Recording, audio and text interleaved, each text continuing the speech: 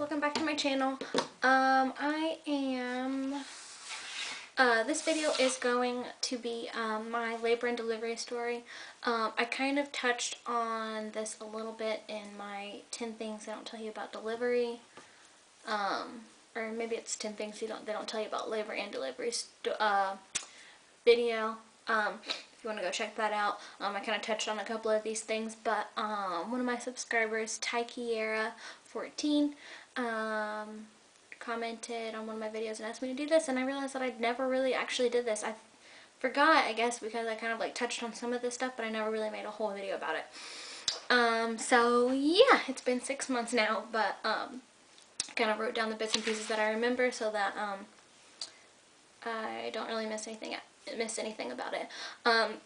So basically the first thing that happened was I was induced, and I was scheduled to be induced at 7 a.m. on March 27th, and we went in, and what had happened was, I guess they had a lot of C-sections, they had a lot of emergency, like walk-in, like I'm in labor, people that came in, so there wasn't a room available for me until around 9:30 or 10. So once I did get in my room, again it was around 9:30 or 10, they checked me. Well, first thing that happened was I got in the room, I did paperwork, they had me change into that little gown thing, they set me up in my bed, checked my vitals, like they did your blood pressure, they asked you like the whole spiel of questions and did it in the computer. And then they give you like a tag that you can't take off your wrist. They give you a tag that's your blood type, well, not like a bracelet that has your blood type on it, stuff like that. They just basically get you registered, and then they go ahead and check you. They checked me, and I was 2 centimeters, and when they checked me, they realized that she was face up or sunny side up. When babies are coming out of the birth canal, they're supposed to be face down.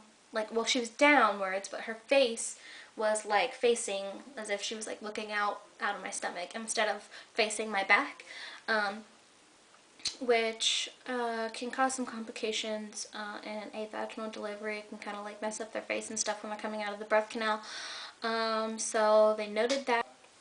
They hooked me up to the blood pressure thing, and they hooked me up to Pitocin, they hooked me up to fluid, and what happened was they put the IV through, they tried to put the IV, first they tried to put it through right here, and my arm, like my hand, like my veins are so small that my hand like rejected it, so she had to take it back out, and then she had to put it in right here, so it was like laying right here, and through that one IV, Pitocin was going through, and it was kind of like rotating. Pitocin was going through, fluid was going through, stuff like that was going through this one IV, and my veins are really small. So what happened with that was my hand got like bruised like immediately, and it was really tender, and it hurt, and it got swollen, and then the IV was in here.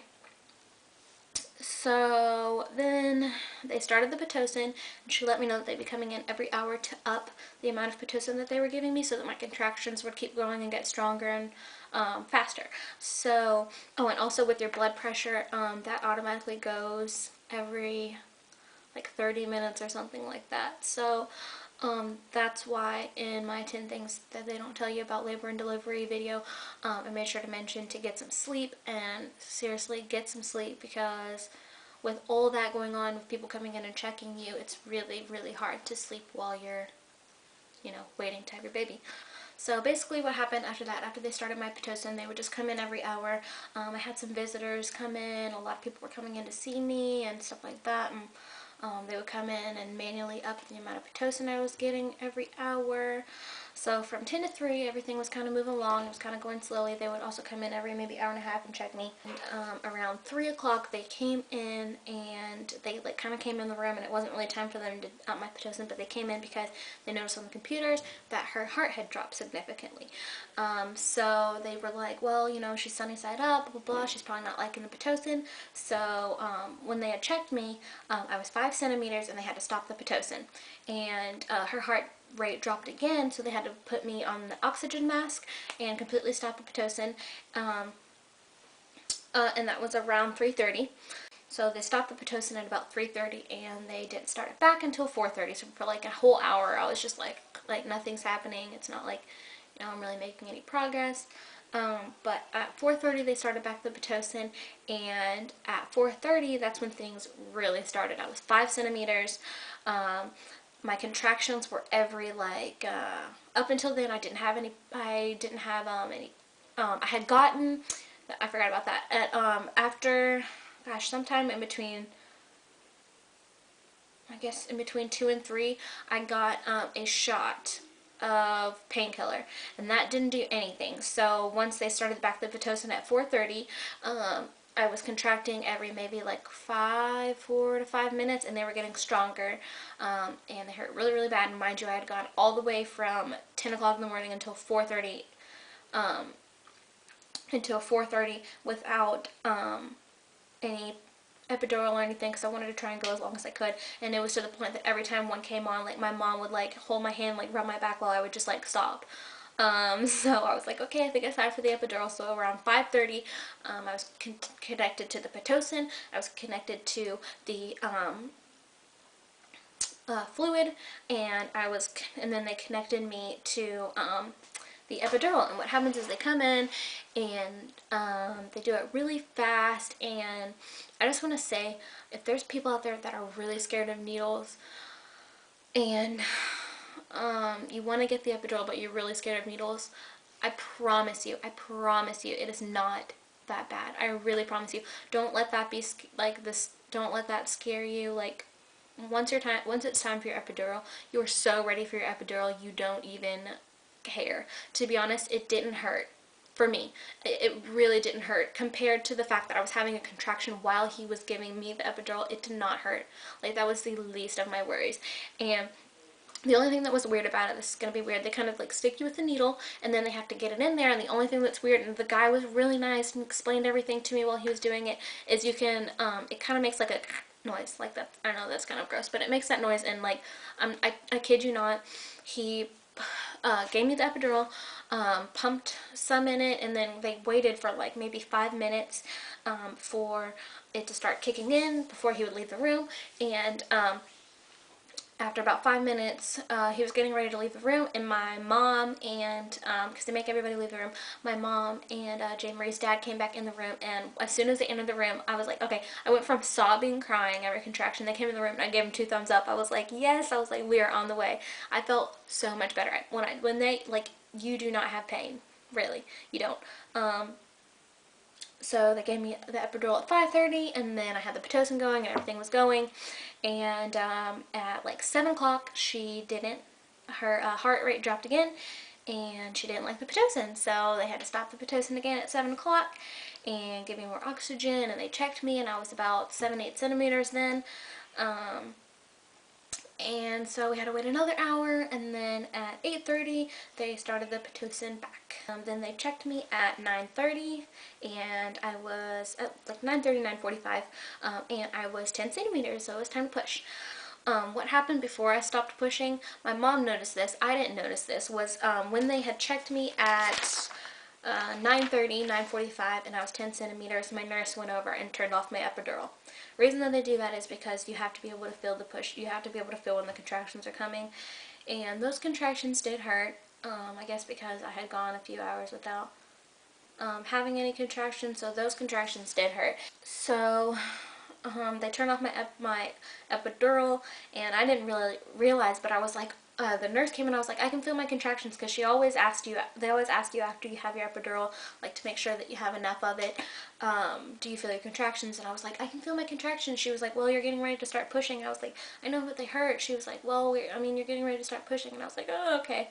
But it turns out she had turned off my epidural so that I could feel the contractions.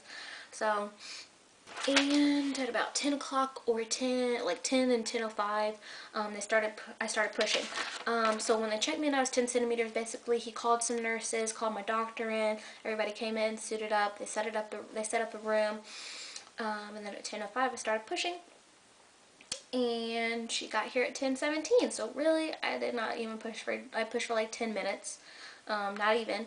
And what happened was, because she was faced sunny side up, my doctor used the vacuum on her head, and that is, it's like a little suction cup, and they put it and they stick it on her head, and then he pumps air so that it creates pressure between the pump and her head. And the reason he did that was because while I was pushing, I did a couple of pushes without anything, and they looked over and her heart rate dropped significantly, so they put this suction on, and while I was pushing, he turned her head, like turned her while she was pretty much coming through the birth canal, turned her a little, her face a little bit, so that she wasn't sunny side up, she was more like sideways when she came out. So that all worked well. So she got here really fast, and he kind of just helped me pull her out while I was pushing, so it really wasn't that hard. When she came out, she wasn't breathing. I didn't get to have the whole, they pull her out and put her on your chest thing. They pulled her out, and I noticed she was like completely gray. So she wasn't breathing, so they took her over to the table and like worked on her. I don't know what they did over there to try and get her to start breathing. And they wouldn't let my mom and her dad and her grandma, her dad's mom, whatever, yeah, her dad's mom, go over there and see her yet. So I was like freaking out. I was like, what's wrong with her? And then they got her to start breathing, and then they allowed them to go over there and see her, and everything was fine. And that's a really beautiful moment. I will not forget the look, like looking at the table and seeing just this little, I could just see this little squirming thing on the table. I couldn't even really like make out what she looked like. And this little squirming thing on the table, and they were all doing their thing, and seeing the faces seeing everybody's face. Her dad's face was beautiful. I'll never forget that moment. And my mom's face and his mom's face was great. So soak in that moment. It was so beautiful, that moment was. And so they got her to start crying, and then what happened during this time while I was laying on the table was my doctor had to deliver my placenta. And so what happened was he kind of like stood up and pushed really hard on my stomach, and I didn't have to push or anything like that, but he pushed really hard on my stomach. And then it kind of feels like a huge, like it felt like it was like that big. I don't know if it's that big, but it felt like it was that big. This warm, gushy thing come out, and he delivered that, like pushed it out for me, and then yeah. So that's kind of what happened. So I just want to say, if you go into having your baby and you don't have like, oh my gosh, this is gonna hurt so bad, this is gonna suck, like this is gonna not be fun at all, this is gonna hurt the whole entire time. If you have that mindset going in, it's going to hurt. I promise you. I went in with the mindset that, okay, we're gonna get this done, this may hurt a little bit, but the pain is only temporary, and it's gonna go away, and I'm gonna be completely fine and normal. So I went in with that mindset, and I think that was important. When I look back at my labor now, the pain that hurt the worst for me, because I had that kind of mindset where the contractions are only temporary. I want the contractions to come because I want to have her, and I went in with that mindset instead of the mindset of being scared and this is going to hurt so bad. When I look back now, the thing that hurt the most, I shit you not, was the bruising and the swelling in my hand, and the fact that my IV in my arm in this tiny little vein was controlling all of those different fluids, and my arm was going from like cold to hot to numb, and like I had to put a blanket over it, and it, like my arm was just like so sore from all that stuff pumping through my veins and stuff. I kid you not, especially after the epidural, even actually pushing her out, this is what hurt the most. I'm serious, because I had that mindset, and I kept that mindset the whole entire time, and I prepared myself. So I shit you not when I tell you that this is what hurt the most, because I kept that mindset. Maybe like the contractions before I got the epidural, but after the epidural and actually pushing her out, my arm is the thing that I complain about the most. I had the nurse come in and be like, my arm hurts. Like, I was not worried about the contractions because A, I wanted them, B, I had the correct mindset, and C, I tried to keep myself calm. So that's a tip for you guys. just try and stay calm. The pain is only temporary. It's gonna go away. If you guys have any questions though, seriously, if you have any specific questions, I'm sure I'll remember them. I'll remember the answers to them. You can comment or inbox me or whatever, and I'll be sure to answer those for you if you guys have any other questions about anything. But that's what happened. Thanks. Have a good day.